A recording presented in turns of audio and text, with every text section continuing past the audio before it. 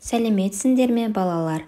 Бүгінгі біздің өтетін сабақ 4-ші сыныптың 40-шы сабағы. Алдымен каналға тіркеліп лайк басуды ұмытпаңдар, ол маған шабыт сыйлайды. Және де каналды жоғалтып алмайсыңдар. Біздің тақырып Абай шығармалары ұрпаққа мәңгі мұра, сөйлемнің бірыңғай мүшелері. Бүгін біз сөйлемдегі бірыңғай мүшелерді ажыратуды үйренеміз. Бірыңғай мүшелердің тыныс белгісін қоюды үйренеміз. 35-ші тапсырма. Өлеңді нақышына келтіріп оқы. Жау жаңбыр, тағы да дала тауға көрік бер. Менің еккен бағымда өссін жүзім өріктер. Бірыңғай мүшелерді тап. Бірыңғай мүшелердің соңғы сөзіне назар аудар. Одан не байқадың? Енді бұл сөздегі бірыңғай мүшелер дала тауға көрік бер, өссін жүзім өріктер.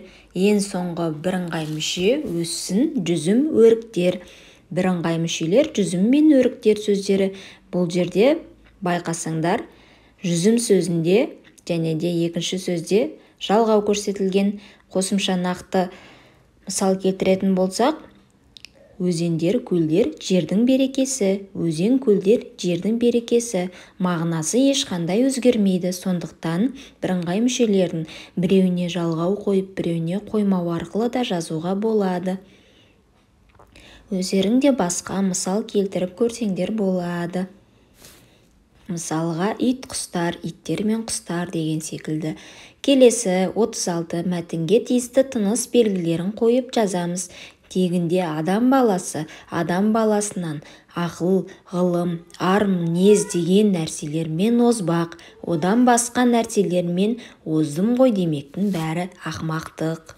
Бұл жердегі бірыңғай мүшелер ғалым, ақыл, ар, мінез деген сөздер, яғни барлығы бір ғана сұраққа жауап беріп тұр. Осы сөздердің арасына үтір қоямыз. Бұлар бірыңғай мүшелер. Осы тапсырманы дәптерлеріңе көшіріп жазып, бірыңғай мүшелердің астын сызыңдар.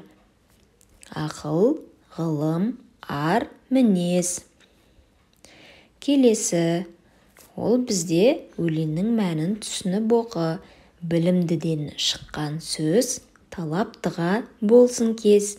Нұрын, сырын білуге көкірегіңде болсын көз. Абайдың өлеңі екен. Бұл жердегі бірыңғай мүшелер нұрын, сырын деген сөздер. Олардың бірыңғай мүше екенін қалай дәлелдейміз? Яғни несін білуге? Нұрын, сырын білуге. Бұлар бір ғана сұраққа жауап беріп тұр. Және де бір-бірімен қатар бірдей жалғаулармен аяқталып тұр. Сондықтан бұлар бірыңғай мүшелер. Нұрын, сырын, болмаса ақылын, көркін, тағы да басқа мысалдар келтірсе болады. Келесі тақырып сөйлемдерді көшіріп жаз. Серік пен Сәкен театрға бірге келді. Орманда аю, түлкі, қасқыр және сілеусіндер кездеседі. Олардың бақтарынан алма, алмұрттың, шие мен шабдалының неше түрін кездестіресің. Күндізде, түнде де қар жауды. Енді бірыңғай мүшелерді табамыз. Серік пен Сәкен, аю, түлкі, қасқыр, сілеусін, бақтарынан алма, алмұрт, шие, шабдалы және күндіз, түн. Осылардың барлығы бірыңғай мүшелер. Ал қандай жағдайда бізде бірыңғай мүшелердің арасында ешқандай үтір жоқ? Бұл жерде Серік пен Сәкен және де қасқыр және сілеусіндер, шие мен шабдалы сөздерінің арасында үтір жоқ. Олар шылаулар мен жалғаулар арқылы жалғанып тұр. Енді келесі суретке кейін берілген сөйлемдерді оқы. Суретте әке мен бала көрсетілген. Енді тақырыпты оқимыз. Әке мен бала келе жатып, жолда жатқан ескі тағаны көреді.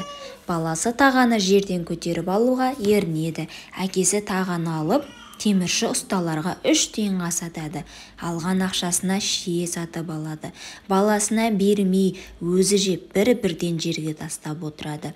Баласы түскен шиені 10 шақты рет иіліп, жерден алып жейді. Әкесі баласына ақылын айтады. Ең соңғы сөйлем осы тақырыптың мағынасына сай келіп тұрғандықтан оны тақырып ретінде алсақ болады. Әкенің баласына ақыл айтуы, ал бұл жерде әкесі баласына тәрбие беріп жатыр. Яғни ешқандай да ерінбеу керек. Бала көргенін істейді. Сондықтан да осы тақырыптан сендер де үлгі алыңдар. Бір рет еңкейгенде баласы 10 рет еңкейіп шені жемес еді. Сондықтан еңбектің наны тәтті. Енді назарларыңа рахмет. Келесі сабаққа дейін қош сау болыңдар.